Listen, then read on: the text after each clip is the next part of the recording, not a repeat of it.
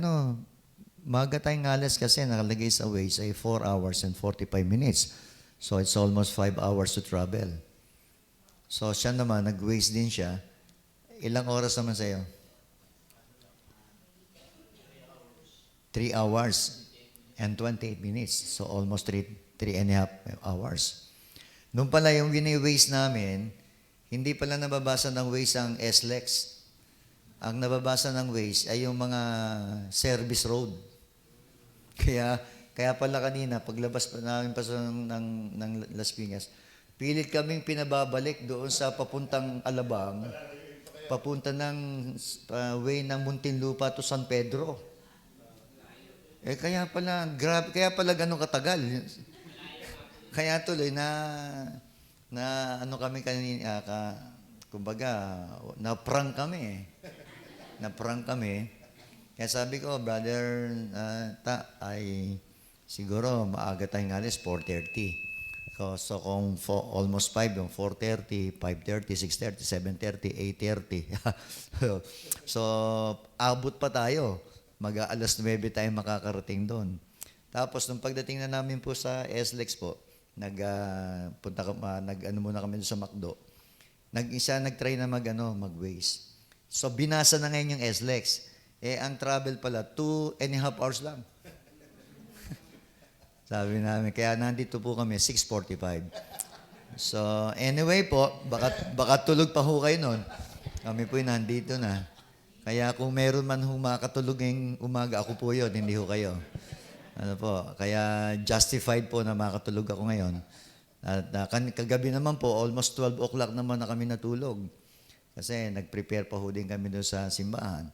Kaya ilang oras lang tayo natulog So, 1, 2, 3, almost less than 3 hours lang kami tulog. Po. Kaya pagpasensya niyo ako, mami, ako magpipis, hindi ko matapos. At ako po'y nakapikit. Ano po? Anyway, so it's a blessing, Pastor Kumia, to invite in your church in this morning. And I hope na ako po'y maging blessing po sa inyo. At sana ay hindi po ako maging katitisuran. Pero kung matisod naman ho kayo, wala hong problema. Si Pastor Kumia naman ho may iwan Kami po'y aalis naman ho mamaya. Kaya hindi problema kung matitisod din po kayo. Opo. Anyway, so alam ko po na ang puso niyo po'y nakaprepare na ngayong umaga. Okay, so tayo po lahat ay tumayo po. At buksan po natin ang trivia ko ito. Buksan natin ang ating po mga Bible sa pinakamayamang libro sa Bible. Pinakamayamang libro sa Bible. Kaya pinili ko to kasi ngayong umaga we are talking about first fruits. So talagang ang first fruits po naka-highlight po yan sa pera ho Pera. Kaya wala na ho tayong paligoy-ligoy. Ang pag-uusapan ho natin ngayon tungkol sa pera. Taas nga ho kamay ng gusto ng pera. So, lahat naman tayo, gusto natin ng pera, di ba? Kaya hindi masamang pag-usapan ng pera kasi all of us need money. Ano po?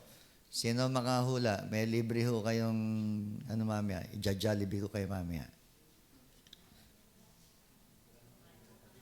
Hindi nyo alam? Malakay, yun, nakaka-nervous yung libro yun. Ang Malakay, nakakatakot na libro. Sige po, sirit na. Ang ating pong bubuksan ay libro po ni Marcos. Pangalan pa lang, ayaman Marcos. In the book of Mark chapter 4, please in verse 26 down to verse number 29. Mark chapter 4, verse 26 down to verse number 29. Okay, nakalagay po. Okay, sa Tagalog ko na lang po babasahin. At sinabi niya, ganyan ang kaharian ng Diyos, na gaya ng isang taong naghahasik ng binhi sa lupa, at natutulog at nagbabangon sa gabi at araw, at sumisibol at lumalaki ang binhi na di niya nalalaman kung paano. Sa kanyang sarili ay nagbubunga ang lupa. Una-unay usbong, saka uhay, pagkatapos ay butil na humihitik sa uhay. Datapwat pagkahinog na ang bunga, ay ginagamit agad ang panggapas. Yung bandang dulo, gusto ko pong bigyan ng emphasis, sapagkat dumating ng ano po, ang pag-aani. Ayun, dumating na ang pag-aani. When the harvest is come. Pag nagtanim ho kayo, ang tawag po sa unang ani, first fruit. Amen? So, in this morning, I would like to share, I would like to preach about the subject of first fruits. Tayo po manalangin. Salamat po, Panginoong Diyos, sapagkat ikaw po ang siyang tumulong sa amin upang makarating sa bahay-sambahan. And thank you so much, Lord, for this great opportunity that we worship you and we praise you. Thank you so much, Lord, to all the blessings that you given to each every one of us from Monday up to this day. Thank you so much, Lord, to all your provisions, protection, and your guidance. And most especially, yung buhay na binigay sa amin ngayong umaga upang kami po ay makapagpurit sumamba po sa iyo. And thank you so much, Lord, to all the problems that we experienced throughout this week. And out of these problems, we are become more mature and more strong in our faith. Kaya po, Panginoon, you bless this message and also you give me wisdom as I preach your word. You empowered us through the Holy Spirit. Ikaw na po ang siyang kumilos at gumawa. Ito'y dalangin namin tiling sa pangalan ni Kristo Jesus, namin pong Panginoon. Amen. Okay, salamat po. Sabi ho ng Bible, ang kaharian po ng Diyos ay tulad daw po ng isang tao na may hawak pong binhi sa kamay at siya po ay naghahasik ng kanyang binhi. So, siguro, pwede nating i-connect po dun yung the parable of the sower. Ano po? Di po ba, meron pong 4 na lupang binagsakan yung binhi sa matigas, sa mabato, sa madawag, at sa mabuti. Sabi ho doon. Pero anyway, ang gusto ko pong makita nyo ho doon ay ang Panginoon po'y wala na, nasa langit na po. Pero yung pong paghahasik ng binhi, yung binhi po sa Luke 8:11, ang sabi po doon, the seed is the word of God. Ang binhi ay salita po ng Diyos. Kaya po, ngayon po, wala na ang Panginoon, pero ang mga pastor po, kamukha ng inyong pastor, ay binigyan po ng pagkakatiwala o responsibilidad na ihasik po ang salita po ng Diyos. Our main duty as a pastor is just to share or to preach the gospel. At ito po ay itinatanim po sa bawat puso ng mga tao. So be specific, sa puso po nyo ngayon. Opo. At ang salita po ng Diyos, hindi po kami nagpapalago. Sapagkat nakalagay naman sa Bible, according to 1 Corinthians chapter 3, ang sabi po doon ni Apostle Paul, si Cephas ang nagdidilig, si Pablo ang nagtatanim, pero ang Diyos pa rin ang nagpapalago. So our main duty is just to share or just to preach the Bible. Opo. So, naalala ko po, si Zacchaeus po, naligtas po siya sa puno ng sikomoro eh. Di ba? Doon siya naligtas. Siguro, iniisip ko, kung si Zacchaeus po ay buhay pa hanggang ngayon, binabalik-bakalikan po niya ang puno ng sikomoro. Po, sa umaga, dinidiligan niya yon. Sa hapon, dinidiligan din po niya. Kasi very significant ang puno ng sikomoro sa kanya. Because that is the place wherein, Zacchaeus got saved. So in other words, if you are saved in this church, kung ikaw ay naligtas sa simbahang ito, na itanim ang salita ng Diyos sa iyo, sa iyong puso, sa simbahang ito rin yung binabalik-balikan mo. Kaya nga nandito ka ngayong umaga eh. Kasi dito ka nakasumpong ng kaligtasan. Dito ka nakasumpong ng pagkakilala sa ating Panginoong Jesucristo. Kaya naman ikaw po ay na-excite, ikaw ay naiinganyo na binabalikan mo ang simbahang ito. Kasi very significant and very valuable and memorable sa iyo ang simbahang ito. In the sense na ito po ang nagbigay kulay sa buhay mo. Ito yung nagbigay ng pag-asa sa buhay natin. Siguro, if you are going to, bumalik ka doon sa nakaraan mo, at hindi tayo na-saved, nasaan na po kaya tayo ngayon? What kind of life we have, if we are not saved? Tama ho. Kaya nga, napakalaking pagpapasalamat sa Diyos sapagkat tayo po ay iniligay ng Panginoon sa isang simbahan. Kaya it's a blessing for you that you are a member of, God is Able Baptist Church.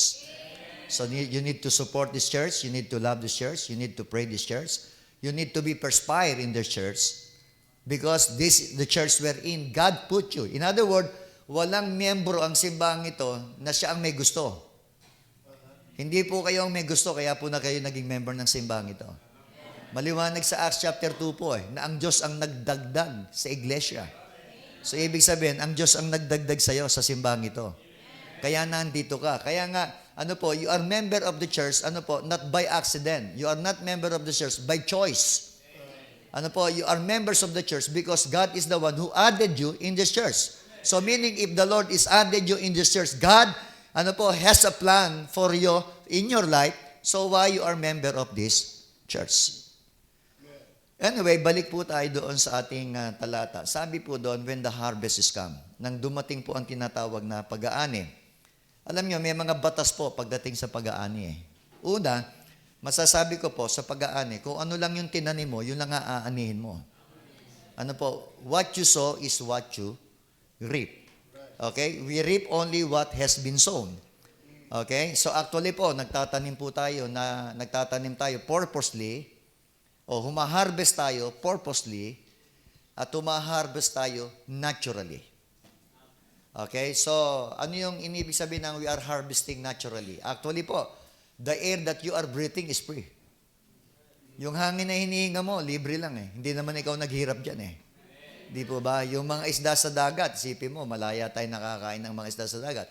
Pero hindi naman ikaw ang naglagay ng baklad para magkaroon ka ng palaisdaan. Pero we are enjoying fishes, sapagkat mga natural yun eh. Mga natural. Pero syempre po, kung ikaw naman ay nagtatanim purposely, because you want to earn, maybe you want to earn some money, o maybe sabihin natin na talagang umulad ang buhay mo, kaya ka nagtatanim. Tama po ba? Actually po, mga kapatid, kung minsan umaani po tayo, negative or positively. Negatively or positively. So, sometimes we are reaping harvest from the labor of others. Opo, umaani ka, hindi naman ikaw naghirap. Kumbaga, may nagtanim sa kapitbahay, inakyat mo yung bako, tapos kinuha mo yung tanim. Hindi naman ikaw nagtanim, pero ikaw ang nag-enjoy ng tanim. So you are laboring, you are harvesting the labors of others. Amen? Parang kung isipin ko po, siguro yung mga naunang miyembro ng simbang ito, you are enjoying your church. Pero kayo po ang nagsihirap at nagsimulang nagsakripisyo sa simbang ito. Kaya alam na alam nyo kung paano na itayo ang simbahan ito. Alam na alam nyo kung paano kayo nagsakripisyo sa simbahan ito. Tama po, sapagkat kayo po ang unang naging member ng simbang ito. Yun namang mga bago po na naging member nito, nadatnan nyo lang na ganito na simbang ito. Pero ini-enjoy nyo, hindi naman kayo naghirap. Do you get what I'm trying to drive? So you are enjoying all of this sabihin nating simbang ito, pero hindi ikaw naghirap. Pero itong turo ng first fruit, salamat, kahit nasa huli ka, makakasama ka na rin. O, hindi ba? Kasi iba gusto pasarap pero ayaw ng hirap. Alright? So, kamukha nung iba, halimbawa, we are reaping the labors of other. Yung mga anak na may mga magulang na mayaman, nung namatay yung mga magulang, sila ang nagmana. So, hindi sila naghirap. Ang naghirap yung mga magulang nila. Pero they are enjoying the riches of their parents. Nang namatay na yung mga magulang nila, sila naman po yung nakakuha ng mga pinaghirapan ng magulang. Sana all. Sana all, may mamamana. Opo, kaso namana namin utang. Naku po. So, we reap in different season, that we sow. Sa iba't ibang kapanahunan, umaani po tayo. Opo, halimbawa, actually po, ngayon medyo tag-ulan eh. Ano po ba ang mga prutas na makakain natin, mabibili ng madami sa palengke tuwing tag-ulan? Dalandan. Ano pa ho? Citrus. Yun din yun eh. Suha. Ayan, suha. Bayabas. Hindi niya ba napapansin yung lahat ng mga prutas na yun, mayaman sa vitamin C? Alam niyo kung bakit? Alam ng Diyos kapag tag-ulan, madali tayong sipunan at ubuhin. Kaya nga ang Diyos, hindi ka lang ginawa pero siya pa rin ang siyang nagpo-provide sa pangangailangan mo. So, that is our God. Amen? Sa tag-araw naman, ano naman? Pakuan, milon, singkamas, makakatas. Bakit? Alam ng Diyos, madali ka mauhaw madidehydrate ka May sense yun. Hindi aksidente yun. Everything, in this world is according to the plan of God. Hindi natin, subukan mo magtanim ng pakwan ngayon, hindi tutubo. Mabubulok sigurado. Kasi hindi pang tag-ulan yun. Amen po? Kaya nga, we reap, the same in kind as we sown. Okay? Ano ba po? We reap more than we sow. Tayo po ay umaani ng mas marami kesa sa ating pong itinatanim.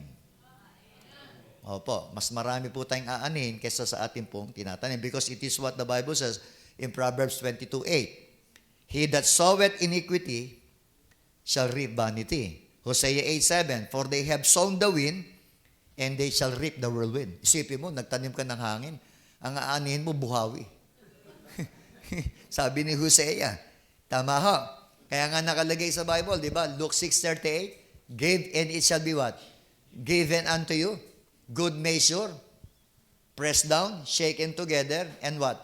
And running over. Sabi ng Bible, magbigay ka at ikaw ay bibigyan. Kailan ka bibigyan? Ulitin natin. Magbigay ka at ikaw ay bibigyan. Kailan ka bibigyan? Di tapos na. Tapos na ang kwento, Pastor. Because it is what the Bible says, very clear from the Bible. Ang Bible po, simple at diretso po sa kanya pong sinasabi. Wala na akong paligoy-ligoy ito. Sinabi mo mismo ng Biblia, magbigay at ikaw ay bibigyan. Pero what kind of giving that God will be given unto us? Ang sabi doon, good measure. Because God is always honest in His giving. In spite that you are not honest in your giving, dinadaya natin, but God is still honest. God is always faithful. Isipin mo, in spite that you are not giving your tithes, but you are still alive. Hindi po ba matapat ang Diyos doon? Matapat ang Panginoon Kasi good measure Sabi doon, what kind of giving that God will be given to you? Good measure. Ano sabi doon? Shaken, together, and running over. Alam niyo po, kayo mga nanay, bukas po, mamamalengke ho kayo. Di ba? Namamalengke kayo. Alam niyo, kapag namamalengke mga nanay, isang bagay ang di nakakalimutan. Ano yun? Tumawad. Ayan. Ayo po, we are fan of asking dagdag. Opo, gusto natin, dadagdagan tayo lagi Di po ba? Alam niyo, nakakalungkot. Hindi po ba anak tayo ng Diyos? Ibig sabihin, our Father, owned everything. As being a child of God, our Father is very what? Siya po He is the owner of everything Pag-aari niya ang lahat. At bilang anak tayo ng Diyos, kung ama natin mayaman, hindi lang mayaman, pag-aari ang lahat, hindi ba mayaman dapat tayo? Bakit maraming mga kapatiran tayo na kapag dumating na ang bayaran ng kuryente, namumroblema na. Pag dumating na ang bayaran ng ng apartment, namumroblema na. Pag nagkasakit, wala nga pampagamot Di po ba? Tapos, kanyang binabantayan kung saan dumadaan yung Bombay. Kasi pati Bombay, kanyang pinapatos Kasi sa kakulangan. Sa kakulangan. Aminin natin, marami mga manampalataya, kulang pa rin hanggang ngayon. Pero sa totoo lang, ang nakalagay sa Ephesians 1:3, kung ikaw ay anak ng Diyos, ang lahat ng bagay, ibinigay na ng Diyos sa'yo. So our problem is what? Hindi natin mabuksan ang pagpapala ng Diyos sa buhay natin. Lagi tayong kulang. Kaya nga sabi ko nga kanina, yung mga nanay, ang kanila pong pag namamalengke, dagdag naman ibig sabihin, pagka ikay kulang, dapat dagdagan. Tama? Pag kulang ka, dapat dagdagan. Sipin mo, bumili ng sampakwan, dapat dagdagan ng sampakwan. Ano yun? Buy one, take one? Yung iba pa nga mo, lalo na pagka bibili ng rambutan, di ba? Nakatikim na ng 5, hindi naman pala bibili. Sipin mo yun. Tikman ko lang kung matamis Pambira, sa isa, hindi niya natikmang matamis. Nakalima na, hindi pa rin matamis dagdag. Pero alam niyo po ba, Alam niyo po ba na ang Diyos ang nagdadagdag? So that is what I'm trying to point. Ang Diyos ang nagdadagdag. Ang tanong, may talata ba sa Bible na talagang ang Diyos ang nagdadagdag? Meron. Matthew 6:33. Ano sabi doon? But seek ye first the kingdom of God and His righteousness. And all these things shall be what? Subtracted?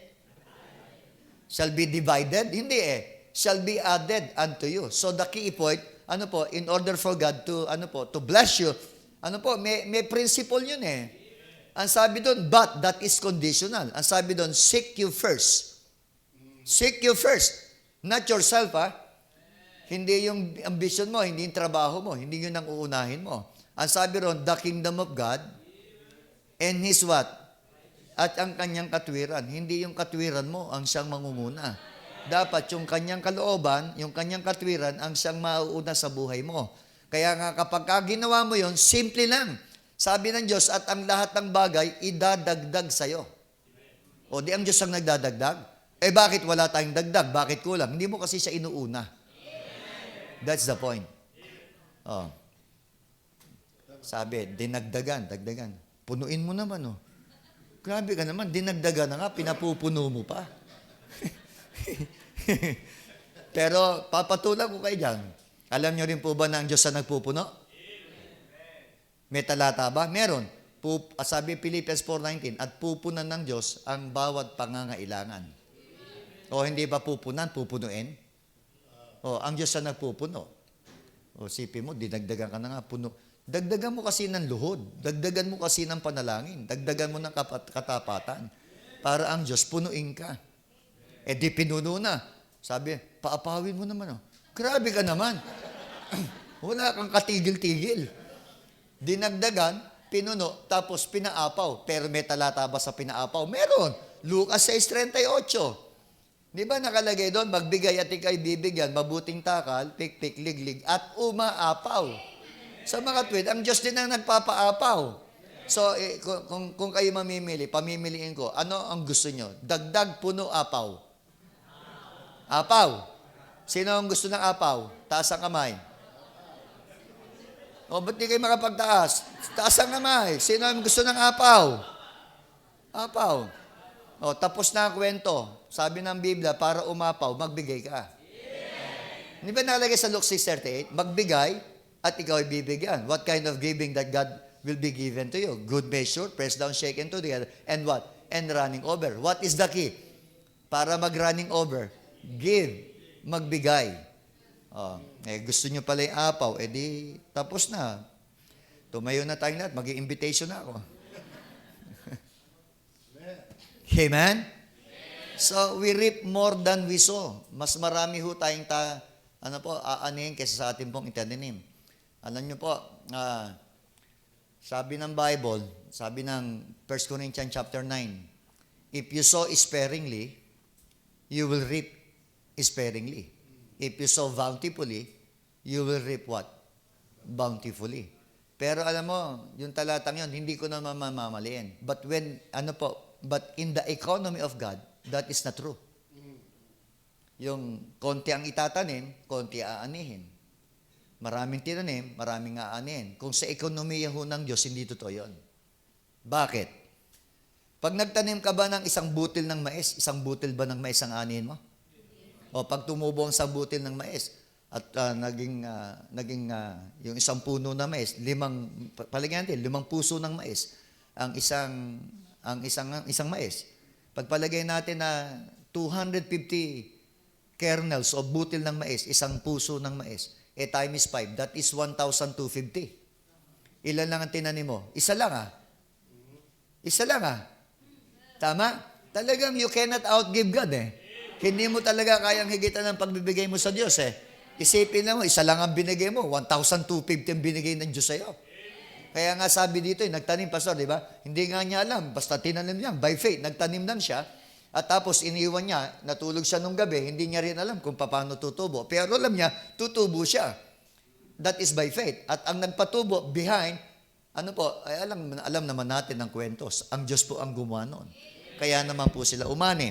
Kaya nga, alam niyo, we reap in proportion that we sow. The more you sow, the more you Rip. Dinalawa mo, di 2,005. Tinatlo mo, that is 3,750. Inapat mo, that is 5,000. Paparami ng paparami, di ba? Oh, alam mo, yung mga manananim, kuminsan, pag tayo napaso ng anihan, kinakailangan anihin eh. Pag hindi mo na ani yan, everything will become wasted. Apo, yung binhi, pataba, yung patrabaho, yung pong patubig, lahat, mawawalang kabuluhan. Kaya kinakailangan, pag umani ka ngayon, pag anihan ngayon, dapat right now, aani ka. Pero kapag hindi mo na ani, wala na, tapos na. Parang ganito lang yan. Taon-taon ba kayo nagpe-first fruit, Pastor? Ngilan. Kasi kami, taon-taon eh. Kasi may mga nagko-commit, Pastor. Ako, grabe, lalaki eh. Pero hanggang commitment lang yun. Yun, wala ka nang mahahabol doon. Hindi naman natin sila pwedeng pilitin. Hindi ko naman pwedeng, dito pa naman, okay ang 29 dito. So, double blade. Hindi ko naman pwedeng may double blade ako. Tatapatan ko to, may itong gwapon to. Pag di mo binigyan first fruit mo, sasaksakin kita. Hindi natin pwedeng gawin yon. Kasi naniniwala tayo, kung kayo man ay nag-commit, that is your what? Yun po yung conviction nyo na pag-work ng Holy Spirit sa inyo, kaya nyo na ilista yun. Kaya lang, hindi ang kwento lagi, ang mga nag-commit, ibinigay. Wala naman tayong magagawa na doon. Parang ikaw ay anihan ngayon, wala ka na magagawa, kundi na ani. Pero gagawin mo lang siyempre, hindi ka naman hihinto na magtanim. Siyempre, pag nasira, bubungkalin mo ulit, magtatanim ka ulit. So, nag-first fruit tayo, hindi naman lahat ay nagbigay, pero salamat kung sana 100% magbibigay ng first fruit. Salamat sa Diyos. Pero kung hindi naman, hindi pa rin tayo titigil mag-first fruit. Kasi hindi tayo mapipigilan ng mga hindi nagbibigay. Opo, wala tayong pakialam doon because it is between you and God. Because if you want to be blessed by God, talagang pag nalaman mo yung prinsipyo ng pagbibigay, hindi ka po magdadalawang isip na magbigay. Alam niyo po, ang pagbibigay pwedeng libangan. Grabe ka naman, Pastor, sa dami ng paglilibangan, bigay pa. Pwede maging bigayan. Ang pagbibigay, libangan. It is not a burden. It's a blessing. Pagpapala po ang pagbibigay. Hindi po ito pabigat. Okay? Ngayon, punta na tayo doon sa ating mensahe. Wala pa pala ako sa mensahe. Wala pa pala ako sa mensahe. Kaya nga, may mga bisita ba tayo ngayon? Okay. Naunawaan naman. Okay. First time, second time, third time. Opo. Kasi sabi ni isang pastor Pastor, magturo ka na kahit bago pa. Bakit? Matitisod niya mga yan. Sabi niya, hindi ba mas maganda yung bata pa lang tisod na? Kesa naman tumanda, saka pa matitisod. Oo nga naman. Kesa naman magtagal-tagal pa, saka matisod. Di ngayon, matisod na sila, di ba? Kaya nga, problema mo yan, pastor Ako, mamaya, aalis na ako. Problema mo yan. Anyway, pagka kasi ganitong pagtuturo, alam niyo, we're talking about money in this morning. Mahirap pong ituro ang pera. Sa hindi nakakaintindi. Pero ang pera, blessing yan sa mga nakakaintindi. Opo. Pero, based on my experience in our church, actually, ang aming church, 30 years old na po sa Las Piñas po. Pero, nung ako po ay nag-mission doon sa Taguig, that is my first church na-establish sa Taguig. Actually, Pastor, first fruit na kami doon Oo. Nung unang first fruit namin, 45,000 during way back 1989. Nakabili kami ng Ford Fiera noon. Grabe yung mga members. Tuwan-tuwa kami. Nakasakay yung mga members sa Ford Fiera. Umiikot kami sa Santa Ana, Taguig. Sa amin, magandang-maganda na yon. Ford Fiera during that time, 45,000. Doon ako nagsimula na mag-first fruit. So anyway, pagka may ganito tayong pagtuturo, lalo na, kaya nga tinanong ko kung may bisita. Kasi ibang isip ng mga tao pagdating po sa pera, na ang pinag-uusapan ng simbahan ay pera. Ang isip nila, ang simbahan natin, negosyo din pala. Wala din palang pinagkaiba dyan sa labas. Yung iba nga sarcastic Sabi, pambira yung simbahan na yan. Yan pala mga racketeers pala yung mga yan. Isang modus operandi. Pambira, para tayo mga sindikato nito Ano po? Kasi hindi nila naunawaan na ang pera po ay isang turo na itinuturo ng Biblia, lalo tigit ang nagturo nito ang Panginoong Jesucristo po Opo, most of the parable of Jesus Christ, ay talagang connected tungkol sa pera po So anyway, ang ating simbahan, masasabi ko, hindi naman, negosyo naman talaga yung simbahan natin, Pastor. Kahit aminin mo o hindi. Opo, our church is a business. Our church in Las Piñas is a business. But this is not a worldly business. This is a godly business. Opo. Sino na save dito, nagbayad? Wala. Libre ang kaligtasan dito. Sino ang nagbabaptize dito? Nagbayad kayo? Wala din. Libre din ang baptism dito. Kung wala pang baptistry noon, siguro noon sa swimming pool o kaya sa dagat, nagbabaptize. Pagka ibinaptize nga kayo, pinamimerienda pa kayo. Kami, nagbabaptize kami sa swimming pool, isang lubog, 75 pesos. Sipin mo, ang church na nagbayad noon. Opo, pero sa inyo, libre lang. Libre naman lahat dito. Ang kaligtasan, libre. Ang baptism, libre. Pag may nagpakasal pa, Pastor, nagkakasal ka, Pastor, lagi kang kinuha magkasal. No? Actually, wala namang bayad ang pagkakasal. Pero nagla-love gift kayo. Opo, walang bayad ang kasal. Opo, pangangaon, libre din. Sipin mo, pag kinasal, na-experience mo, Pastor, nagkasal ka, ikaw pa ang kinuhang ninong. Ikaw pa nagregalo. Pambira yan. Libre na nga kasal, ikaw pa ang kinuhang ninong, tapos ikaw pa nagregalo. Sipin mo, ayaw mo nun? Hindi ba nung nandun tayo sa dati nating reliyon na paniniwala, nung tayo po ay bininyagan, doon may bayad po may regular, may special, may extra special. Opo, parang nasa gasolinahan. Kasi alam ko yan, sakristan ho ako dati. Sakristan po ako dati. Sabi ko nga, kung walang perang pambayad yung nanay ko at tatay ko sa binyag, hindi ako naging Kristiyano according to them Opo. Tapos, di ba, pagka ikaw ay kinasal, doon, ganun din, may regular, special, at saka extra special.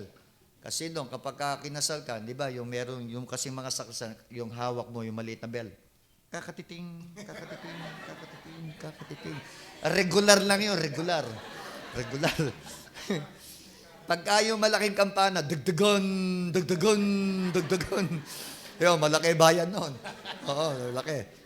Isipin mo, kahit namatay ka na nga Namatay na nga tayo noon, ba? Isipin mo, ganun din. Kinakailangan, may bayad bago ka maihatid sa huling hantungan. Dito, pag namatay ka, libre ka. Sa simbahan kasi namin, ganun sinasabi ko, dito sa simbahan natin, pag ikay namatay, libre. Ibig sabihin, kapag ka ikaw, walang mapagbuburulan, pwede kang iburol sa simbahan natin. Kasi this is yours. Itong simbahan ito, sa'yo to. Dito ka member So dito ka, ibuburol. Kaya tapos sabi ko, sige, taas ang kamay, sinong gustong mauna? Ayaw naman nila. Para ma-enjoy ko kagad yung blessing ng simbahan. Sinong gusto nyo mauna? Ayaw naman nyo. Ano po kung ilalawa ka lang natin atin ng isip, yung pag-uusapan natin yan, hindi po pera-pera lang to. Ano po? Kundi ito yung meron pong dalang pagpapala sa iyo personal, tapos sa buong simbahan may dalang pagpapala ito. Opo, as being a corporate. So ngayon, talagang sa mensahe na tayo. Hindi pa ako nagmimensahe noon. 4 na letter R ang gusto kong ibigay ngayon pagdating sa first fruits. We're talking about first fruits. Pakibuksan natin ang 2 Chronicle 31:5. 2 Chronicle 31:5. Sabi doon, and as soon as the commandment came abroad, the children of Israel brought in abundance the first fruits of corn, wine and oil and honey, and of all the increase of the field, and the sight of all things brought they in abundantly. Actually, it was commanded to Israelites. Ang utos sa kanila, ang sabi ng Panginoon, ang sabi doon, brought in abundance the first fruits.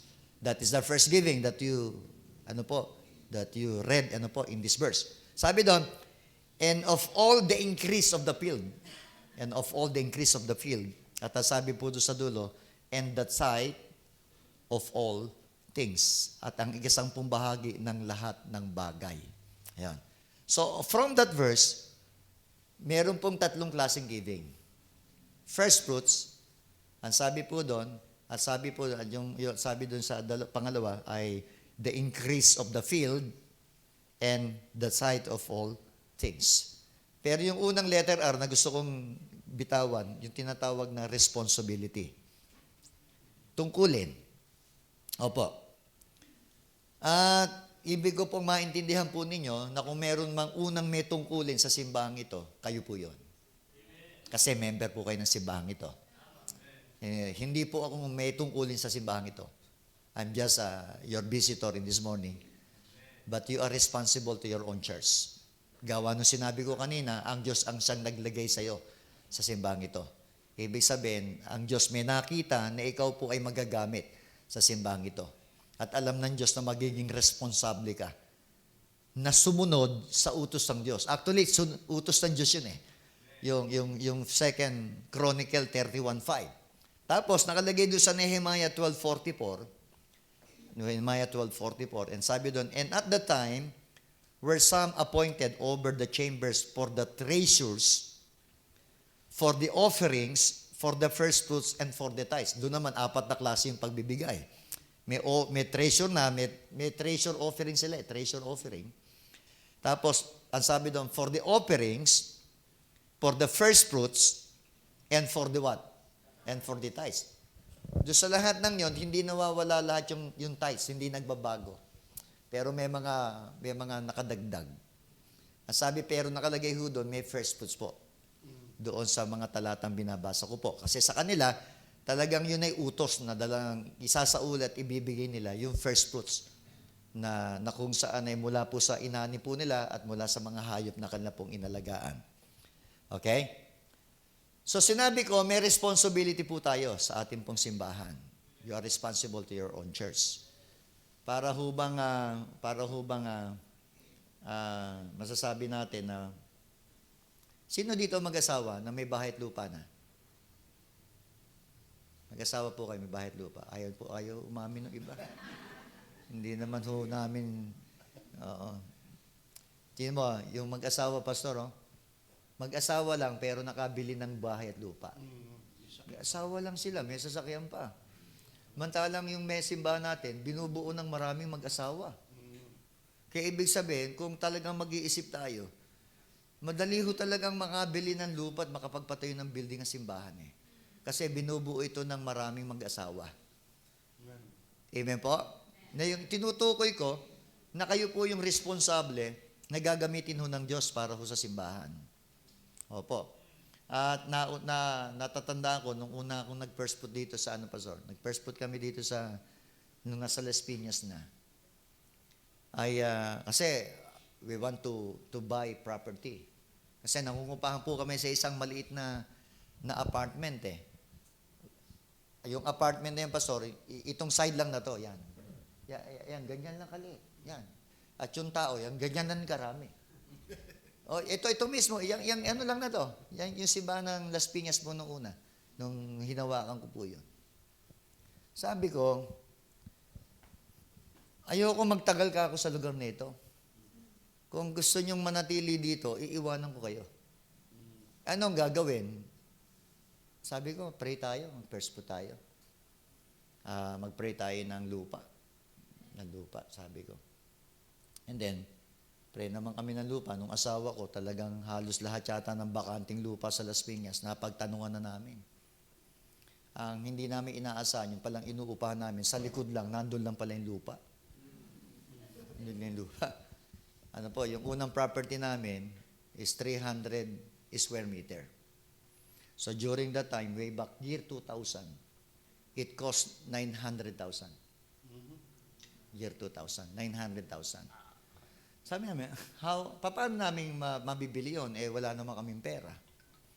Sabi ko, naisip ko first fruit. Kasi narinig ko kay Pastor Abante yan At narinig ko sa mga malalaking simbahan na kaya sila nagkaroon ng simbahan, first fruit. Sabi ko, gagayahin ko nga.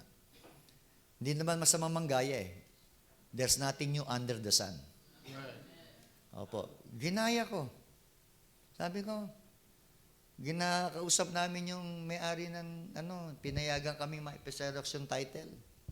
Sabi ko, church, excited ako ng Sunday. May lupa na tayo. Amen. Kaya lang, hindi pa atin kasi wala pa tayong pera. So, mapapasa atin to. Kinakailangan magkapera tayo. So, paano? Sabi ko, first po tayo. Pinagpaalam ko, first po tayo. Actually, before I do that, inihanda ko yung simbahan for almost 1 month po. Puro giving po yung tinuro ko. Pinaalam ko naman sa kanila talagang all of the principles of giving, ituturo ko po sa within 1 month. And after a month, kami po ay nag-first fruit conference. 3 gabi yan, 3 gabi. So, nagtawaran ho kami ng may-ari, ang 900,000. Isipin mo, nakikipagtawaran ako sa may-ari, wala naman akong pera. Opo. Sabi niya, ito yung usapan namin, absolute deed of sale, magbibigay ka ng 200,000 as down payment, tapos yung 700,000, mag-i-issue ka ng post-dated check, payable within 3 months. Pag hindi mo nabayaran yung 700,000 within 3 months, forfeited ang 200. Sabi ko sa church, ano church, laban o bawi? Wala naman nagsasalita. Sabi ko, laban. Ako na rin ang sumasagot. So, ikatlong gabi po, nag-first puto kami. Di third night, nag-commitment. Umabot yung commitment, 350. We need 700. Sabi ko, church, 350 lang to. Pag umalis tayo ngayong gabi, wala na yung 200 natin. So, sabi ko, hindi ko na tinanong kung anong gagawin. Ako na nag-isip kung anong gagawin. Sauli natin uli yung commitment. Sauli. Dagdagan natin, dagdagan. Dinagdagan namin. Alam niya yung 350, kung magkano inabot? 900. Ba, sumobra na kami. Sumobra pa. Noong mga panahon na yon, ako po bilang pastor, nagpe-first fruit. Ang first fruit ko po una, pastor, 40,000. Pero hindi ako tumatanggap ng 40,000 sa aming church. Nangutang ho ako doon sa member ni Pastor Absalon. Kukilala mo si Pastor Absalon? May member siya na nagpapautang. Umutang ako doon, 40,000. May tubo pa yon. Ano po, dahil gusto ko na maibigay yung first fruit ko. Mailaglag ko na yung cash na 40,000. At ganoon po ang nangyari. Alam niyo po, yung misis ko noon walang trabaho. May 3 kong anak, mga estudyante. May mga first fruit din yan. Wala naman trabaho yan. Yung mga anak ko, nag-aaral pa, wala rin naman kukunan ng first fruit. Alam mo, pastor, kung saan kukunin yung first fruit, sa akin din. So, yung first fruit giving ko, 5. Tanong, ako ho ba ay nalugi dahil 5 ang first fruit ko? Hindi. Hindi po. Kasi, totoo yung Bible The more you sow, the more you reap. Alam mo, on that year, nung ginawa ho namin yon, on that year, napakaraming simbahan na nag-invite sa akin. Opo, buong Pilipinas pa naikot ko Alam mo kung magkano naging love gift ko within 1 year? 150,000. At yung lahat ng love gift ko, inilaglag ko sa first fruit ko. Opo. So, sa madaling sabi, yung property po, nakuha ko namin within 3 months. Yung 300,000 pesos. Yung may nag-first fruit sa amin, si Kapitan pa nun Hindi pa siya ganong si Ate Bong. May nag-first fruit sa amin, 80,000 na member. Sari-sari store lang nagulat nga ako Sari-sari store lang. Tapos, ang kwento niya, meron siyang lupa sa Bacoor, Cavite. Binenta niya, na 1, 2, 3 siya. Hindi siya binayaran. Matagal ng panahon, matagal na. And then, nag-commit siya ng 80,000. Alam niyo, sa isang araw, there's somebody knocking on her door. Alam mo kung sino yung kumakatok? Yun ang loko sa kanya. Hindi, totoo to. I'm not fabricating story. This is a true story. Alam mo, nagbayad do sa kanya. Alam mo kung magkano binayad sa kanya? 80,000. Oh, totoo to. 80,000. Tapos, nung nagbigay ako ng 40,000, meron nun sa amin nakikisimba. Yung prayer meeting namin, yung sa apartment, may humintong kotse. Siya po ay consultant engineer ng NAIA. So ngayon, nakisimba sa amin, prayer meeting yun Wednesday. Nagkukwento ako tungkol sa first fruit. Kasi pina-follow up ko yung first fruit namin. Narinig niya ako. So after nung uwian na nagpaiwan yung tao, si Brother Joey. Sabi niya, Pastor, may love gift ako sa'yo Ganon, talaga. Tapos kinuha niya yung cheque. Alam magkano yung love gift ko? Magkano yung first fruit ko? 40. Yung love gift ko, 40,000 din. Opo, 40,000 din. Kaya nung kinalingguhan, doble na yung binigay ko. Kasaka-cheque na. Tapos noon, kina-Miyerkules, bumalik ko yun. Bumalik. Nagpaiwan, nagbigay ng another check. Pastor, this is my love offering to your building, to your lot project. Alam mo magkano yun? 40,000. Binigay niya. Sabi ko, buti pa yun si Brother Joey, born again yun Buti pa ako si Joey, born again, naniwala sa first fruit. Yung mga member natin, Baptist, hindi naniniwala. Naniniwala ba kayo sa first fruit? Tapos noon, Pastor, talagang yung kwento ng first fruit namin, maganda di, yung naglalakad ako Sabado, visitation. Kasi meron kaming dating van, yung ano pa dati, mga Besta. Oo, hindi ko naman ginagamit yun, natatakot ako Baka hindi ako aabot sa pupuntahan ko di naglalakad ako, nakita ko ng isang kabatian kong Baptist from State. Kaya nagpe-pray kami ng misis ko. Pinagpe-pray lang namin ng single na motor. Nakita niya ako sa Shell. Sabi, Pastor Jerry, uy, Brother Art, bakit naglalakad ka? Wala Sira nga ako yung service namin So, totoo lang, hindi ko naman talaga ginagamit yung service.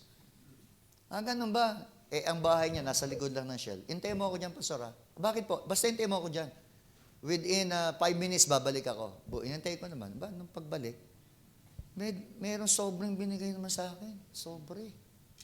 But ano to, Brother Art? Basta love gift ko sa iyan.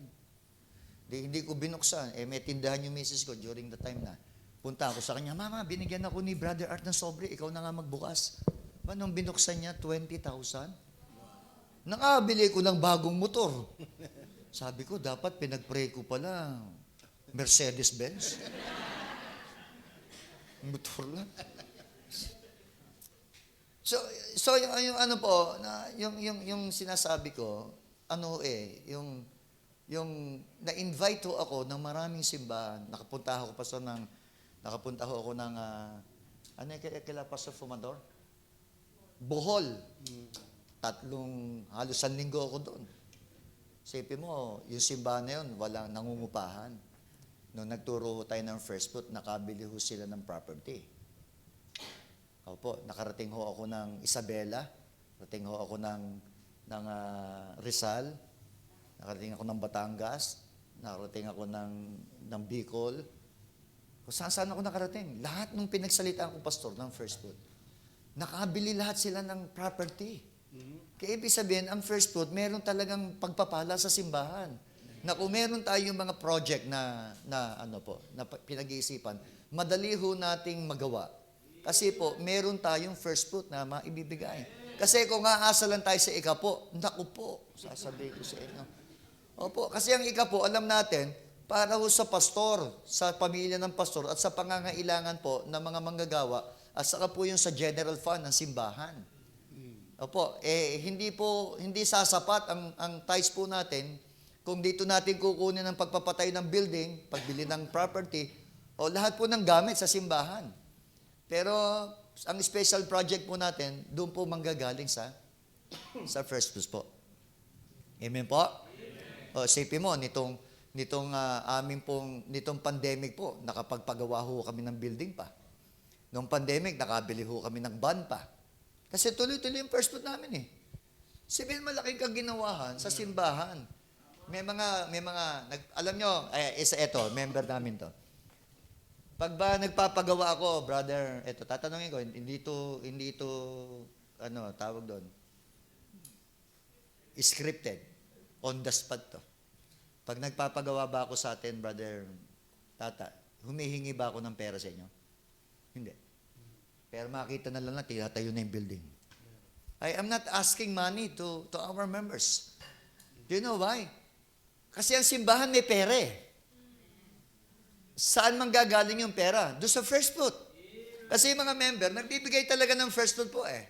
Kaya nga, hindi ho kami nahihirapan na kinakailangan, hindi ko naman po minamaliit ang prayer. No, I'm not saying that. Kasi we need to pray. Pero hindi ho namin na-experience pa na talagang hard na we are kneeling down and pray. Kundi yung Diyos talagang ibinigay na yung blessing sa amin through first fruit po eh. Wow. Opo. Etong nakaraan, bago to. Itong nakaraan lang. Itong 2023. Hindi ito first fruit, Pastor. Kasi meron kaming isang member na nagsisimba sa amin. Tahimik lang siya, tatay siya, tahimik. Hindi mo nga siya makausap eh. Yung pagkatapos ng service, uuwi na lang. Tapos pag simba, darating, uupo lang. Talagang, kakamay lang, tapos wala na. Ba? Isang beses, linggo yun eh. Di tapos na yung service. Yung kasing opening namin, may mga box kaming ganyan eh. Ba, meron akong nakitang malaking envelope doon sa mismong hulugan ng offering. Hindi magkasya kasi malaking envelope eh. Ang sabi ko, ano to? Binuksan ko, nakita ko pangalan. Pero binuksan ko, ang kapal ng pera, ganyan. Ba, sabi ko, ano to? Tapos nakalagay doon, tithes. Hindi first fruit, tithes. Alam mo magano? 280,000. Tithes lang, 280,000? Sana all. Tapos siguro, lumipas ang another month. Meron na naman nakikitang envelope doon, pambira. Sana all. Envelope na naman doon. Opo, alam mo magkano laman ang laman? 180,000. Tapos, lumipas na naman ng ilang buwan, wala ako sa church, nag-preach ako sa ibang simbahan, yung misis po nito, tagabilang ng pera, sinend sa akin sa messenger, pinicturan. Ganun na naman kakapal yung pera. Ang pera, umabot ng 230,000. Malipat na. Naghinala ako, Pastor, baka nagtutulak ng shabu yung member ko.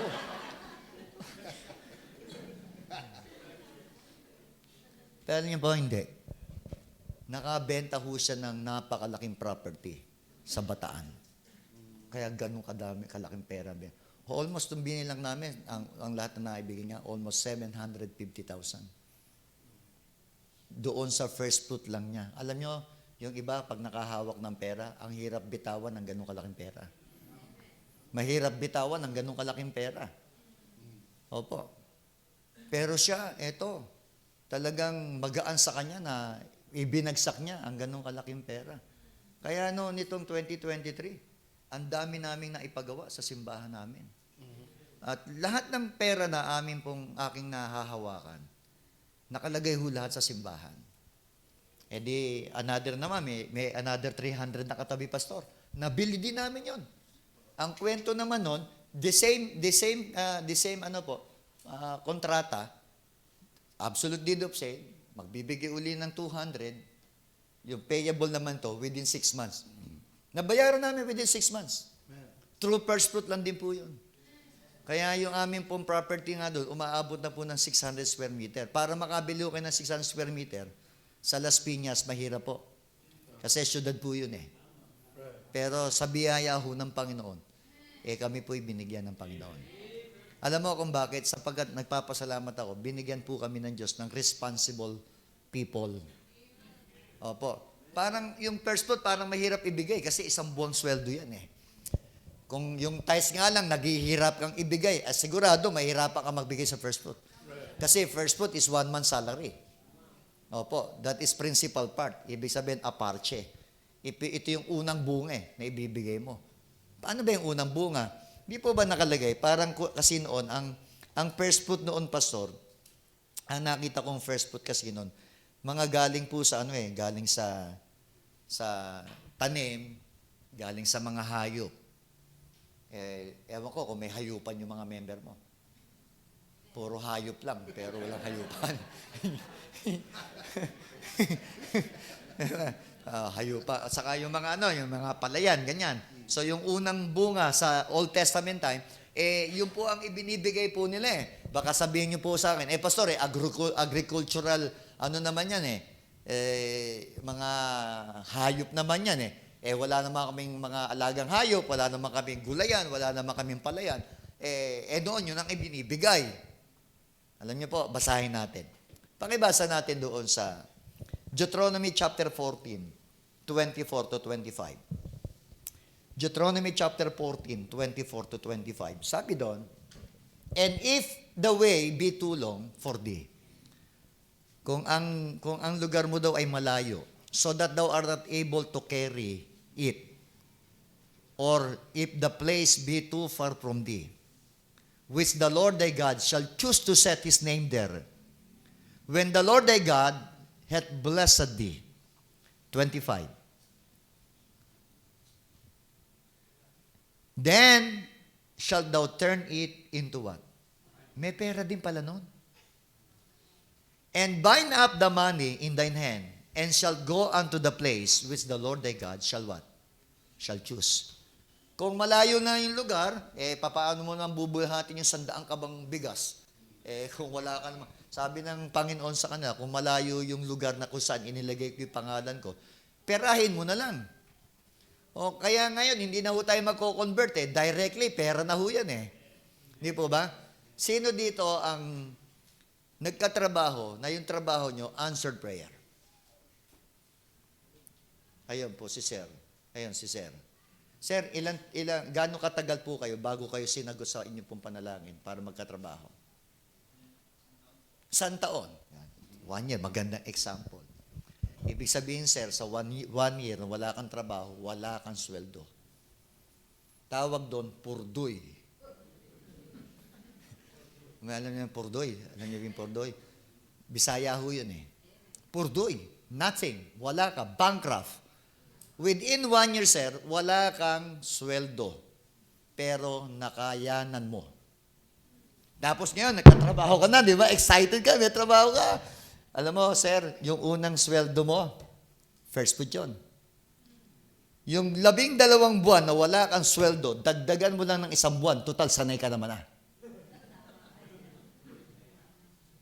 Are you still there? Do you got the principle? Nakuha niyo yung prinsipyo? 12 buwan nga nakayang walang sweldo dadagdagan mo lang na 1 buwan na walang sweldo. Total 12 na pagtiyagaan mo na, dagdagan mo lang na 1. Total, yun naman pagpapasalamat mo sa Diyos dahil pinagpala ka ng binigyan ka ng trabaho. Yung anak ko, engineer, electrical engineer. Nung unang trabaho niya, nag-pray ka, pag-pray natin magkatrabaho ko. Nag-first fruit kami, pastor. Pambira, ang commitment sa first fruit, 15,000. Abay, hindi nyo nagkatrabaho. Alam mo, unang sweldo niya, 15,000 lang. Alam mo, sabi ng anak ko, pambira, dapat pala nilakyan ko para malaki sweldo ko. Ngayon, hindi na po. Opo, pinagpala naman na ho ng Diyos yung anak kong yun Isipin mo, yung aking anak na engineer, ang bahay nun, 4. Opo. Yung dala kong sasakyan dyan, binigay sa akin yan. Yung dala kong expander yan, regalo na anak ko sa akin. Sabi ko sa kanya, Jeff, parang wala ka ng planong umalis sa mundo, ha? Oo. Isipin mo, nag-iipon ka ng yamang ka ako dito sa lupa. Lahat ng bagay sa lupa, temporal, hindi mo madadala. Sabi ko, huwag masyadong Hindi, sabi pa, ang plano ko kasi, mga gantong edad ako, magre-resign na ako. Tapos para gagawin ko lang business lahat yan. Para kumikita na lang ako kahit hindi ako nagtatrabaho na. Kasi okay, nasa yun. Anyway, So, I'm not bragging for this. Sinasabi ko lang ito, na ang first fruit po, hindi po mahirap ibigay. Opo. May first fruit kami nangyari, Pastor eh. Sabi mo, umabot ng siguro mga 1.5 million. Nung bigayan namin, umabot ng 2.4 eh. Instead na bumaba, tumaas pa. Kasi kadalasan, pag nang-first fruit ka, mapalad na. Kung naka 50% ka, okay na yan, salamat. Kasi may 50%. Bawa, 1.5 million, naka 750. Maganda na rin yun. Opo. Lalo na kung sabihin natin na 60, 70, 80%. Hindi naman po 100% na ibibigay lahat ng mga members ng first fruit eh. Pero I'm trying to say, at least may mga member talagang tapat na talagang sila'y nagbibigay sa kanila po mga first fruit. Huli nga, yung si Brother Obed sa aming pastor, dialysis patient. Si Brother Obed. Alam mo, yung taong yon kahit nagpapadialysis, hindi ho nakakalimutang ibigay ang first fruit niya taon-taon. Magkano ang first fruit ng taong yon? 60,000. Tapos tuwing pastor yon? Yung tithes niya, huhulog ng tithes pag Sunday. Lalapit sa akin yon, nakaupo din kasi ako ganyan sa gilid ng aming altar eh. Lalapit sa akin yon, meron akong bukod na sobre sa kanya. Meron akong bukod na love gift, maliban doon sa kanyang tithes. Sana all. Amen? So alam nyo, responsible tayo sa simbahan natin. At kung meron mang matutuwa na ang simbahan ito ay naitayo, without the helps, of other church, without, the assistance of United States, without the assistance of Korean church, without the assistance, outside of our church, makakatindig ho kayo na nakataas ang na masasabi nyo, kami ang ginamit ng Diyos sa simbahan namin. Di po ba maganda yun? Na yung hindi, yung mga ibang pastor etong simbahan ito, patayo ng Koreano. Nasaan ang integrity nyo nun? Di po ba? Pero nakatindig tayo, nakasasabi natin, sa biyaya ng Diyos, kami ang ginamit sa simbahan ito. Amen. Di ba maganda yon na meron tayong guts, meron tayong integrity, na masasabi natin na talagang ang Diyos ang gumawa sa atin ng tuwiran? At sa pagkilos ng Diyos, tayo nagpagamit. Eto ngayon ang nangyari. Handa po ba kayo magpagamit? So sana po. Amen? Alam niyo yung first fruit ay bibigay nyo. Hindi naman talaga galing sa inyo yan eh. Pakibasa. Deuteronomy 26 verse number 10. Sabi ng Bible, Deuteronomy 26 verse number 10. Sabi ho ng Bible, sabi doon, and now, behold, I have brought the first fruits of the land, which thou, O Lord, has what?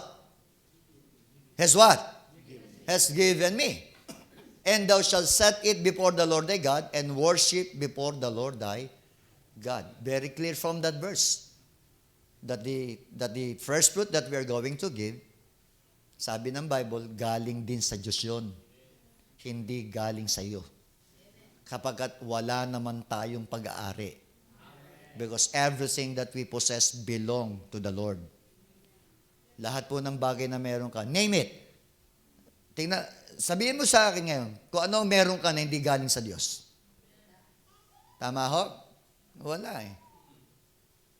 Yung sumakay ka lang sa, buti ngayon, mga aircon na ang bus eh. Subukan mo sumakay sa hindi aircon na bus from Alabang to, sabi natin, to Monumento, back and forth. Alam mo, pagbalik mo, pag uwi mo ng bahay, pag uwi ng bahay pa sa, kakati-katiin mo. Wala nakakita. Susudsurin pa niyan. Tapos may makakapayang matigas. Ay, bibilog-bilugin pa niyan. Tawagan yung, kang hulihin mo. Pag wala nakakita. Walang pwede mag-fabricate ng sarili niyang kulangot. Blessing ng Lord John. Kasi kung wala pong pangsala ang ilong mo, lahat ng dumi, ng usok, papasok sa utak mo. Pero ang Diyos mabait, isipin mo, nilagyan ka ng panala. Isipin mo, na nakabuo ka.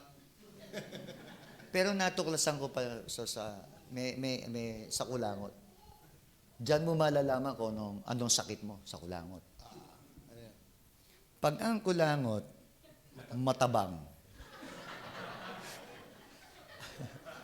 Hindi, pag ang kulangot matamis, may diabetes ka.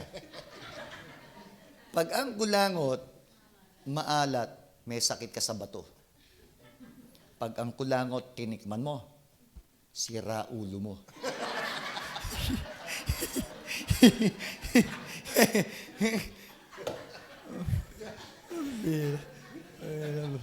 Naku po. Teka muna. Nakaka-isang punto pa lang ako. Tagal na pala natin. Ano po? Hanggang anos ba ako yung first part? May orasan ba?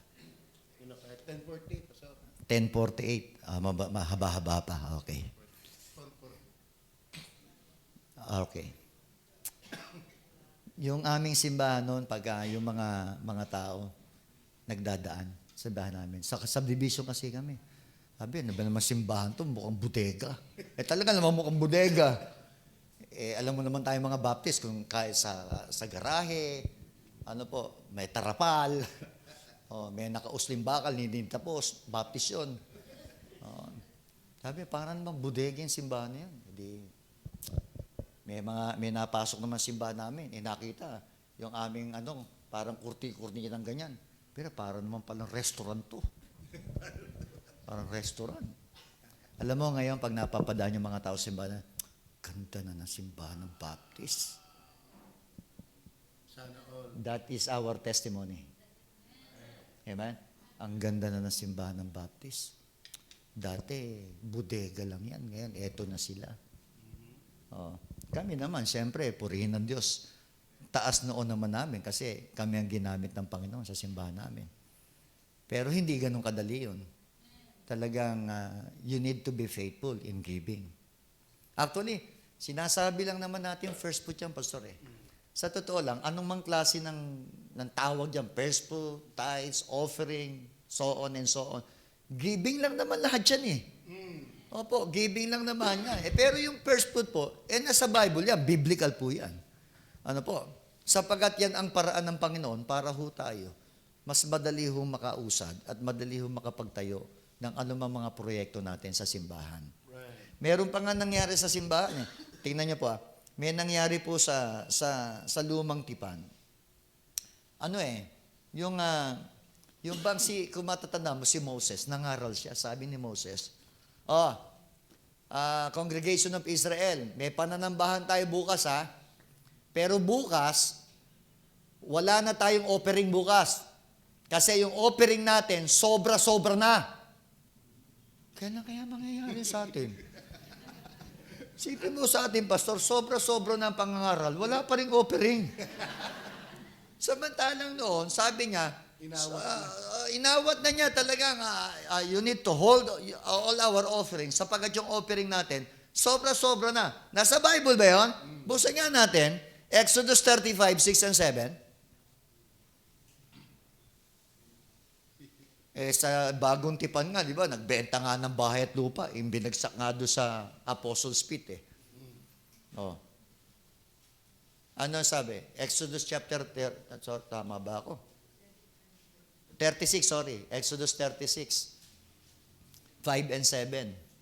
Sabi ho dito ni Moses, ang sarap mangyari sa simbahan natin yan. And they spake unto Moses saying, the people bring much more than enough for the service of the work, which the Lord commanded to make. Isipin mo, sabi ho, the people bring much more than enough for the service of the work, which the Lord commanded to make.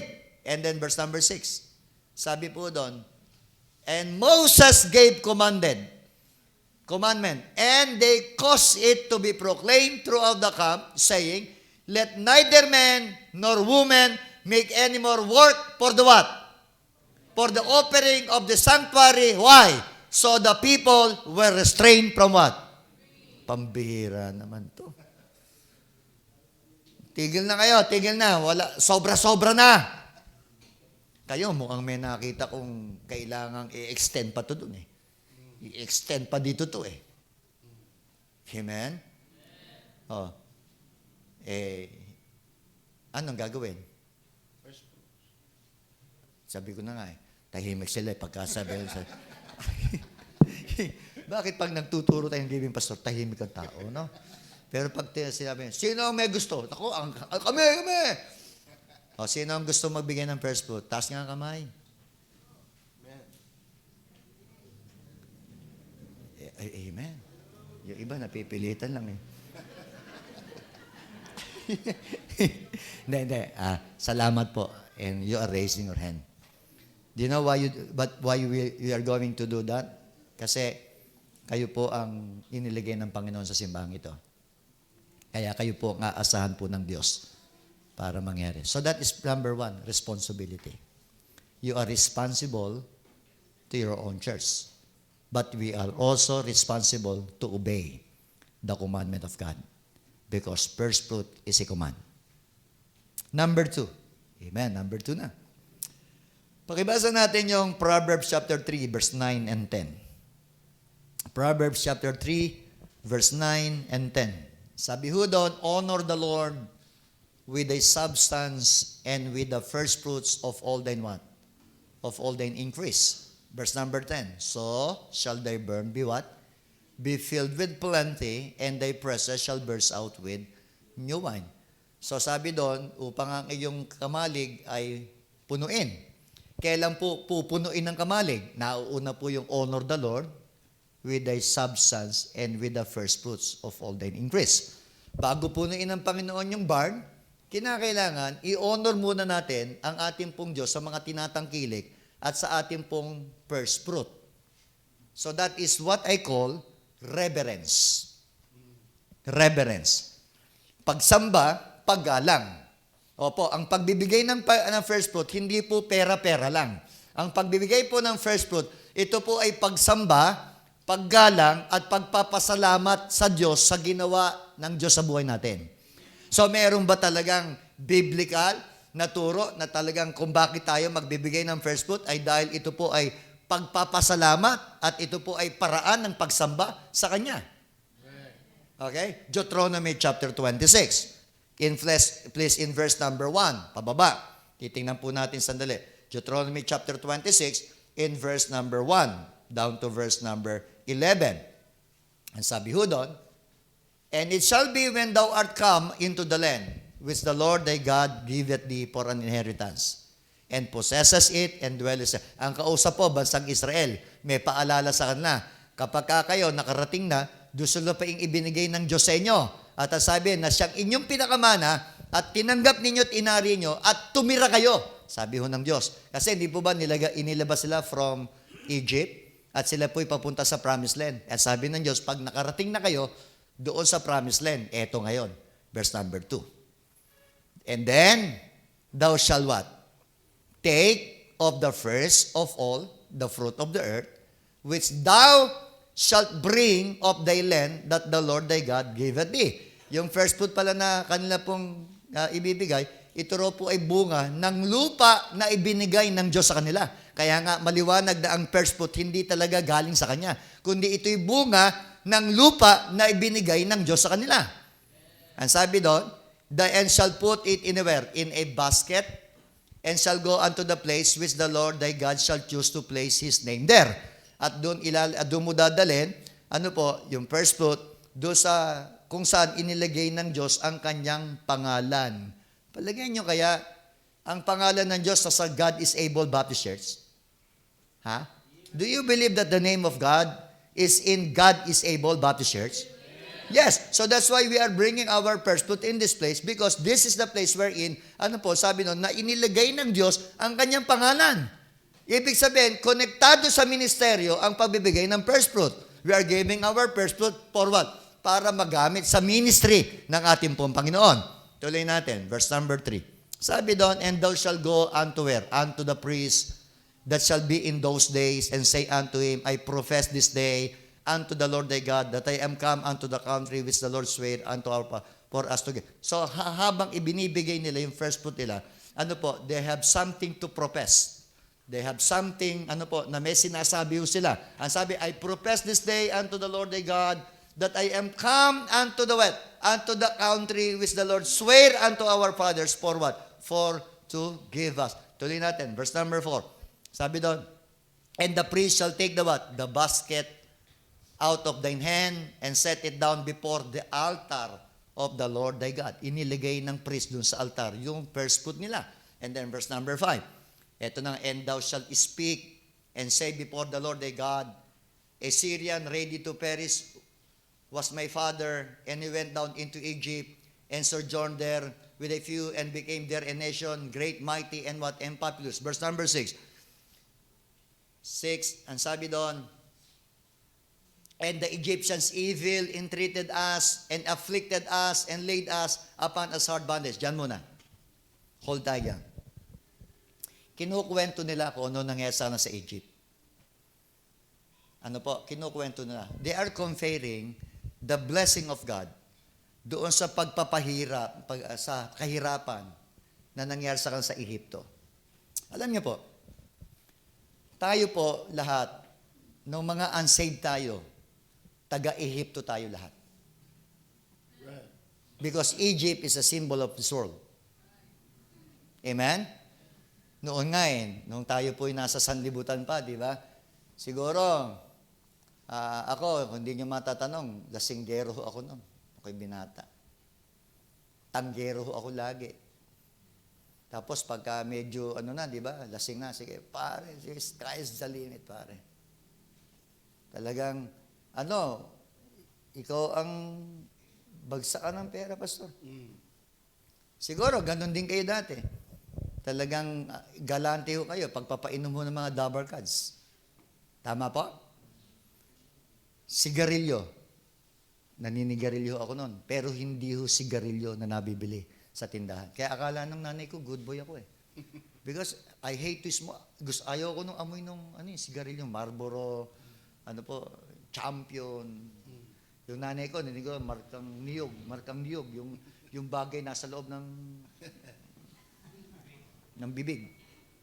Kala ng nanay ko, good boy, kasi ako nigarilyo. Hindi niya alam, ang sinisigarilyo ko noon, yung binabalot. Salbahe ko noon. Alam niyo kung bakit? Nagpamigay ho ang Gideon sa college. College po ko noon. Noong mga New Testament, pinipilas ko pastor yung lips noon yung pinambabalot ko At hinihitit ko marijuana. Siguro sa inyo dati, maninigarilyo kayo. Magkano kaya isang anong sigarilyo ngayon? Sino nakakaalam? Wag na kayong magkunwari. Alam naman po niyan Hindi, magkano kaya sa palagay? Kukwentahan lang natin. 140, isang kaha po. Isang kaha, 140. Yung iba, hindi ho nakakaisang kaha, lalo na chain smoker. Yung 140, siguro, nakakatatlong kaha, times 3. Magkano 140 times 3? 420. 420 times 30. Kung magkano, 420 times 30, 3, 6, 12, 1,260. Bilis ko magkwenta, no? Pag pera, mabilis ako magkwenta. 1,260. Sa loob po ng isang taon, sabihin natin, 14,400 plus. Alam mo, yung pera dati, sinusunog mo lang, walang kwenta. Di ba, nagtataya pa nga sa inyo sa wedding nun Opo, pero wala ho nga. Hindi ba tayo natutuwa na iniligtas tayo ng Diyos at binago ng Diyos yung buhay natin? Na dati, ayaw ka ngang halikan ng misis mo nun Amoy beha ka, saka amoy kang lasinggero ka nun Pero ngayon, ang bango mo na, amoy Kristiyano ka na kasi nawala ka na sa mga bisyong yon. Hindi ka ba nagpapasalamat doon? Na binago ng Diyos at eto ngayon, sa pagbabago ng Panginoon, eto ngayon, nagagamit ka ng Panginoon. Isipin mo, yung mga bata dito, siguro may children ministry kayo, hindi ba kayo natutuwa na yung mga anak nyo, lumalaking may takot sa Diyos? Kayong mag-asawa habang tumatagal, mga kapatid, mas lalo kayo nagiging sweet sa pagsasama nyo. Hindi yung habang tumatagal, pag may pera kayong mag-asawa, lalo kayo nagiging sweetik.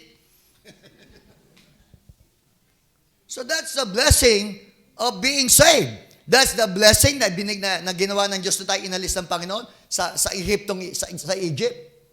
At eto ngayon, nagagamit tayo ng Panginoon. Kasi ang tunay na pagpapala, hindi po nabibili sa Shoemart. Ang tunay na pagpapala, hindi po nabibili sa department store. Ang tunay na blessing, yung kayong mag-asawa habang tumatagal, at kayo po ay nagiging sweet pa sa inyong buhay pag-asawa, yung mga mahal nyo sa buhay naliligtas, yung mga anak nyo lumalaki may takot sa Diyos na nagagamit sa Panginoon. Yan ang tunay na pagpapala. Kasi ang tunay na blessing, hindi kailanman mabibili ng salapi.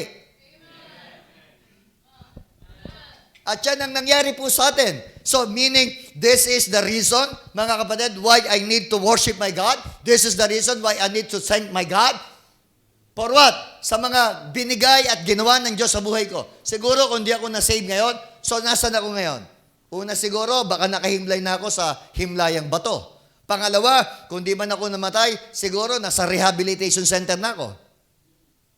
Pero salamat, nagkasawa ako ng Kristiyano. Nagkaroon ako ng mga anak ng mga Kristiyano. Sipin mo, mga anak ko, sabi ni iba, pag nagpastor ka, hindi ka makakapagpaaral. Hindi totoo yun. Oo, yung panganay ko, nakatapos po ng nurse. Yung pangalawa po namin, nagtatrabaho po ngayon sa Abot Company, galing po siya sa Pfizer. Yung bunso, yung pangalawa, nasa solar company po siya. They are all professional. Pero pastor lang. Blessing ng Lord yun. So, ibig sabihin, nung pinaliliwanag ko to sa mga member, ano ang magiging pambayad natin? Wala. Kasi kung babayaran natin ng Diyos sa lahat ng pagpapala, wala tayong kayang ibayad. Pero in a simple way, isipin mo, simple way, just in 1 year, ibibigay mo lang ang unang sweldo mo sa loob ng 1 taon, hindi po mahirap kung ikukumpara mo sa blessing from January up to December. Kamukha ngayon, December, ano po, may mga bonus yan. So, masarap mag-giving sa December, may bonus. Yung iba sabi, Pastor, may paglalaanan na. Anyway, mga kapatid, kaya nga pag nagturo ka ng ganito dalawang isip ang nangyayari sa loob ng simbahan. Alam mo kung ano yung Pastor? Sabi ng mga kulang sa pera, mahihirap. Si Pastor, alam naman niyang wala kaming pera. Nagpaparinig pa. Alam mo yung sabi ng mga may pera? Sabi si Pastor, alam niya kasi may pera kami, kaya nagpaparinig. Abay, wala kami pupuntahan yan Alam mo, ang pagbibigay, hindi dahil may pera ka o wala kang pera. Kasi magturo man ho kami ng first food, magturo man kami ng pagbibigay, kung talagang ayaw mo kahit may pera ka, hindi ka naman pwede pilitin Ano po, nobody can coerce you. Because I do believe we are not giving to the Lord by force or by coercion. We are giving to the Lord because it is according to the will of God in our lives. Ano po? Based on the blessing that you receive from God, that is the way, mga kapatid, in return, nagpapasalamat ka sa Diyos through your giving. Kaya nga mga kapatid, sa Bible nga, ubod nga ng hirap ng Macedonian Church Di po ba? Sa 1 Corinthians chapter 8 ang sabi, they were in deep poverty. They were in a great trial of affliction. Pero sabi ni Apostle Paul, na-surprise ako kasi nagbigay sila. Hindi unay binigay yung pera, but they gave themselves to the Lord. Ibinigay muna nila ang sarili sa Panginoon. Kaya yung reverence, tuloy natin kanina. Nasaan na tayo? Ayon, eto ngayon, di ba? Kinukwento nila kung ano yung nangyari sa kanila sa Ehipto. Parang kukwento din natin, aalamin natin, ano ba nangyari sa atin sa Ehipto? Wala namang maganda nangyari sa atin sa mundo Okay? Verse number 7.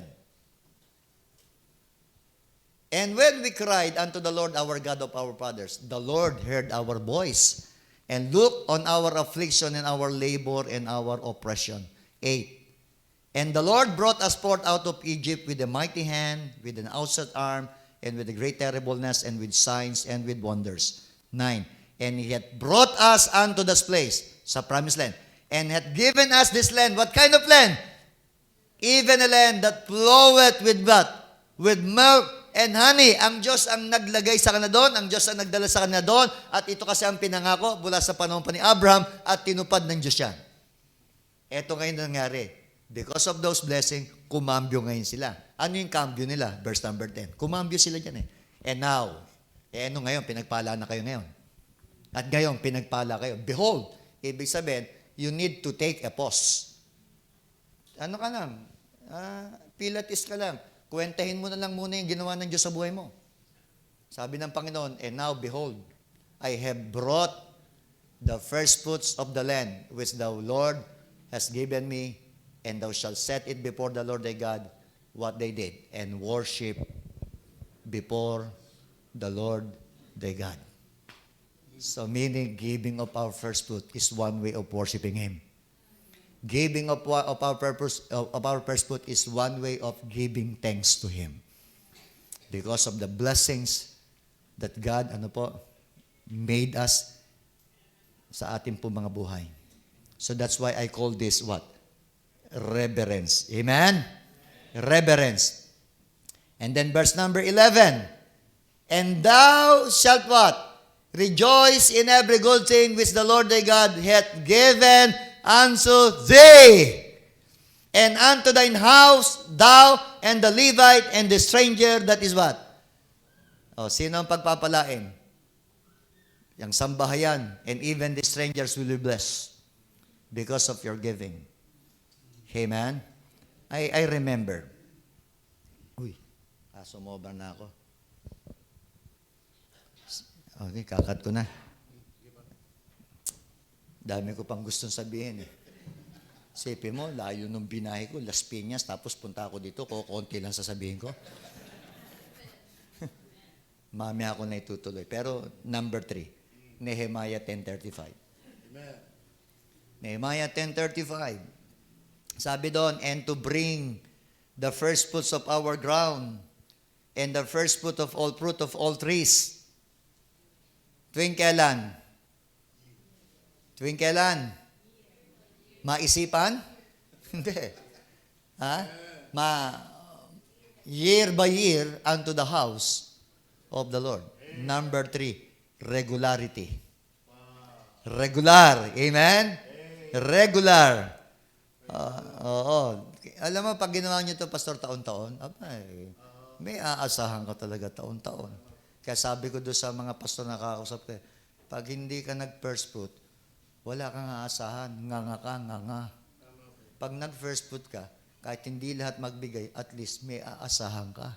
O sabi ko, ano ang gusto mo? Nganga o may aasahan? May aasahan. O di magturo ka ng first fruit. Amen?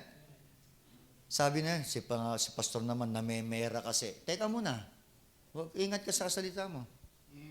Kasi yung perang hinihingi natin, hindi lang ikaw ang nagbibigay, pati kami nagbibigay din. Right. At yung perang ibinibigay natin, tayo rin ang nakikinabang. Tama. O sino ba nakaupo ngayon dyan? Hindi ba ikaw? Sino bumili ng upuan ngayon? Hindi ba ikaw? O sino nakaupo? Hindi ba ikaw din? Kung lahat ang upuan na yan, nakasalansan dito, at tapos si Pastor Kumbia lang ang nakaupo mag-isa, huwag na kayo magbigay. Kayo yung nakaupo. O, kita mo, itong air condition na to. O, saan ba galing yung pinangbayad niyan? Hindi ba sa inyo lahat? O, ang tanong, sino nakikinabang ng lamig? Hindi naman siya lang eh. Kayong lahat ang nakikinabang. Kaya yung ibibigay nyo, kayo rin ang makikinabang. Opo. Kaya nga dito, regular. Ibig sabihin, taon-taon, meron kayong magagawa at may mangyayari sa simbahan. Amen. O. Praise the Lord. Kaya nga, meron nagpabaptize eh. Sabi, teka muna, Pastor, mababasa yung aking wallet. Sabi ni Pastor, di, sama mo yan, para yung pati wallet mo, baptist din. Sipin mo, baptist lang kayo sa pangalan, sa membership, pero pitaka nyo, hindi baptist. Wow. Pati pitaka nyo, member. Hey. Pwede ba maging member yung pitaka nyo? Kaya sabi niya, Pastor naman, dapat pagkakasi kayo nagpipis, Pastor, yung puso na lang namin ang banata nyo. Pati pitaka naman namin, pinapakilaman nyo eh. Bakit? Alam nyo kung bakit pitaka nyo pinapakilaman? Hindi puso nyo? Kasi yung pitaka nyo nakatago sa puso nyo. O yung puso nyo, yung pitaka nyo nakatago sa puso nyo. Anyway, regularity. Regular, amen? Oo. Sabi, nakabili na kami ng lupa, Pastor. Sabi ko, anong size ng lupan to kung wala tayong building? Oh, hindi kami, ano yun, urgent yung pastor, hindi first fruit yun. Kasi kape first fruit lang namin. O di, mula dong sa unang namin, di ba, 900, may natira akong 120 ron eh. Sabi ko, itong 120 na to, pwede na tayo magsimula ng building. Meron kaming engineer na member. Meron siyang taong 8. Ayon doon sa plano, during that time, ang labor, 130. Ang pera ko, 120. Labor lang, 130, pera ko, 120. Sabi ko, sige Brad, hukayin nyo na yan. Wala naman akong pera. Yung labor nga, kulang pa ng 10,000, 120 lang, huhukay na, hinukay na. Hindi ko naman ibinigay kagad yung 120 na yun sa mga tao niya eh. Hindi naghukay. Unti-unti, bumibili ko ng materyales out of 120. Halimbawa, kailangan namin ng 100 bakal. 10 ako! Tapos tititigan ko yung ikaw lang ka! Ikaw ba, nakasama ka ba doon? Nakasama ka rin doon? Sige ka ako, lista. Ibibigyan sa linggo, ha? Shoot, 100 bakal, shoot. Kailangan natin ng 100 yero. Sige, 10 ako! Gano'n na, ikaw, lang ka. Okay na. Alam mo, nagawa na. Yung sa panahon ni Joshua. Nehemiah. Yung itinayo yung wall. How many days? 52 days. Kami naitayo ng simbahan, 42 days. Wow. Nung kinuwenta namin, yung 120 namin, umabot ng 750,000 within 42 days. Wala kaming utang, hindi kami nangungutang. Kung ano lang binigay ng Diyos, yun ang aming gagamitin. Bakit po? Kasi nasanay yung mga member na regular. Amen, regular eh. Amen. Pag ikaw, walang asawa, na-delay ka, problema malaki yan. Dapat regular yan. Tama ho ba yun? Delay ako. Naku, malaking problema yan. Regular dapat. Pagka sa trabaho, gusto mo ma-regular ka. Bakit pag sa Panginoon, ayaw mo ng regular? Amen? Number 4, last na to. Number 4, last na. Sa amin, pagka last, ang lakas ng amen ng member namin. Last na po. Hindi pa ako last kasi ang hina. Exodus 22:29. Exodus 22:29. Sabi doon, thou shall not what? Delay to offer the first of thy ripe fruits and of thy liquors, the firstborn of thy sons shall thou give unto me. Thou shall not delay. What is this? That is readiness. Are you ready? Amen. In this corner, are you ready? Ayan. Readiness. Handa ho tayo. Sabi, huwag kang magmakupad ng paghahandog ng iyong mga unang bunga. Huwag kang magmakupad. Kung may bibiling ka, pagka kayo nag-set po ng date, na magbibigay kayo ng first fruit, bawas muna ng pagbili ng kung ano-ano. Kasi iniisip mo, magbibigay ka ng ng first fruit. Amen po? Kaya nga, as I close, meron isang haunted house. Yung sa haunted house, may mga demons. Punta yung pare, may dalang holy water. In the name of the Father, and the Son, and the Holy Ghost. Inagawa ng mga demons, inagaw yung botelya ng holy water, pinampaligo lang eh. Walang epekto. Punta yung born again sa Pentecostal, tulong pa sila, in the name of Jesus. Pinagyayakap lang sila eh. Walang panalo. Punta yung isang pastor, Baptist pastor, uugod-ugod pa, tanda na. Abay, nandun pa lang sa gate, sa tarangkahan. Doon sa loob ng haunted house, yung mga demos, hinig na ng taguan. Alam niyo kung bakit? May dala yung pastor. Alam mo kung dala ng pastor?